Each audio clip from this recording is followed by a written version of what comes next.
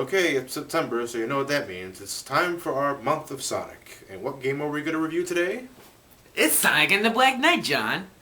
Hooray! And now it's time for our review of Sonic and the Black Knight. Well, Sonic and the Black Knight. Okay, where do I begin? Well, I guess just like every other Sonic review, a plot summary. Now, because it's part of the now so-called storybook series, the plot is allowed to be a little more ridiculous than what Sonic fans are currently used to. The story begins with a young lady being chased down by a Black Knight and his minions. Using a summoning spell, she calls for the help of a warrior, which just happens to be Sonic, complete with chili dogs and everything. Sonic manages to defeat said minions, but is carried away by the young lady before attempting to attack the Black Knight. By the way, why does the horse make galloping sounds in midair?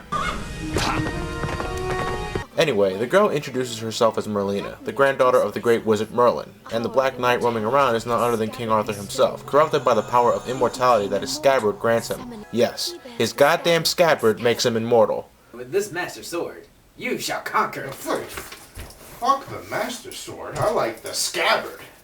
Merlina sends Sonic on a quest to get a sacred sword that'll help him defeat King Arthur. Upon pulling the sword out from the ground... You are the chosen one. You are but a squire. It begins talking. You know, I really shouldn't be surprised at this point. The sword introduces itself as Caliburn, and thus begins the constant smack talking that the two hand each other.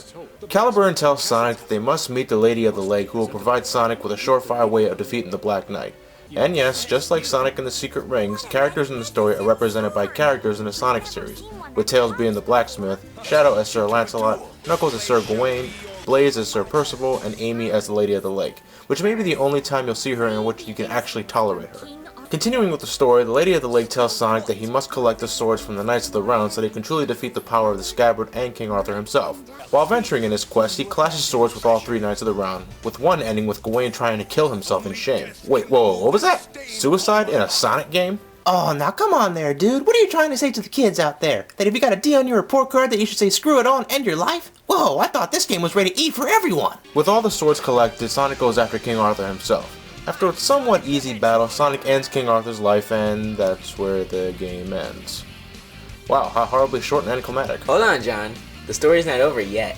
Oh, well, moving on. Upon defeating the Black Knight is where we actually get a pretty decent plot twist. While being apprehended by the Knights of the Round, Merlina reveals that there was no King Arthur in the first place and that it was just an illusion conjured up by her grandfather. Sonic arrives to see what's up and Merlina takes the scabbard for herself, planning on taking over the kingdom and making it eternal. You bitch! With things taking a turn for the worse, Sonic begins to confront Merlina herself, or the Dark Queen as she's now known. It is here that we learn of Merlina's motives. Death anxiety. Are you serious, Merlina? I mean, it's natural for one to have a fear of the inevitable end, but come on, man up and face death like a man. Wizard. As expected, he gets his ass handed to him, but continues to press on even though he stands no chance. But upon making such a stand is when the Caliburn begins to glow and transforms Sonic into Excalibur Sonic, which you can either think is awesome looking or just plain ridiculous. Me, I'm kinda stuck in between. With the power of the Excalibur, Sonic defeats Merlina and tells her the importance of living life to the fullest with the time one has. It's a good lesson, but seeing it in a Sonic game only makes me more uncomfortable with this game. With all said and done, Sonic is appointed as the new King Arthur. So I guess now King Arthur is no longer a name, but a rank. Okay, story aside, let's get into the gameplay. Like Sonic and the Secret Rings, Sonic's progression is completely on rails. But this time, you can actually control his progression with the analog stick on the nunchuck.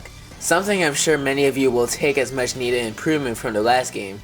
Sonic can still perform the homing attack by double tapping the jump button, but to be honest, it's next to worthless. Probably to play in favor of the Swordplay. Ah yes, the Swordplay. Because it's on the Wii, it just has to have a Wiimote gimmick, right? John, would you just calm down and just review it? By waggling the Wiimote, Sonic will perform sword strikes which you can chain together to unleash big damage, or you can perform attacks in midair, whatever you prefer. Personally, I like it when Sonic doesn't have a sword. Okay, you know what? As you progress through the story, Sonic will learn the Soul Surge, which only makes destroying the opponents all the easier. It slows down time and gives you ample time to strike your opponent where it hurts. See? It's not too bad, John. But why does he need the sword in the first place? Look at him in the opening scene. He kills King Arthur's minions, who are a majority of the enemies in the game, without the sword at all. It's all a pointless gimmick, I tell you. A pointless gimmick! So, moving on. You complete stages by finishing the task given to you. This could range from completing a story-based quest, defeating a certain amount of enemies, or simply racing against the clock. Unlike other Sonic games, rings and other objects in the game are now represented by multicolored fairies. Which is extremely stupid, by the way! Shut up! Anyway, In addition to simply completing missions, you can also help the townspeople by giving them rings and such, which increases your follower rank. Why in God's name do I have to play a minigame in order to give people rings? Just fucking take them! It's a gift for Christ's sakes! Upon completing a stage, you examine items that you've collected throughout the stage, which goes to your collection, or you can take to the blacksmith so he can upgrade your arsenal of weapons. Also, after defeating them, you can select from the other 3 knights of the round, Shadow, Knuckles, and Blaze. Besides a few differences in combat, they all play pretty much as you expect them to do. The graphics for the Wii are also pretty sweet as well. Even though the graphics pale in comparison to what the 360 or PS3 can do nowadays, it's amazing what the Wii can do, combined with great effects and short load times. Elliot, look, I'm sorry, but I really need to complain about a few issues here. I mean, if you like the game, then that's fine. But to me, first off, I can't tell you how exhausting it is for me to constantly wag the remote around, killing hordes of enemies that constantly respawn.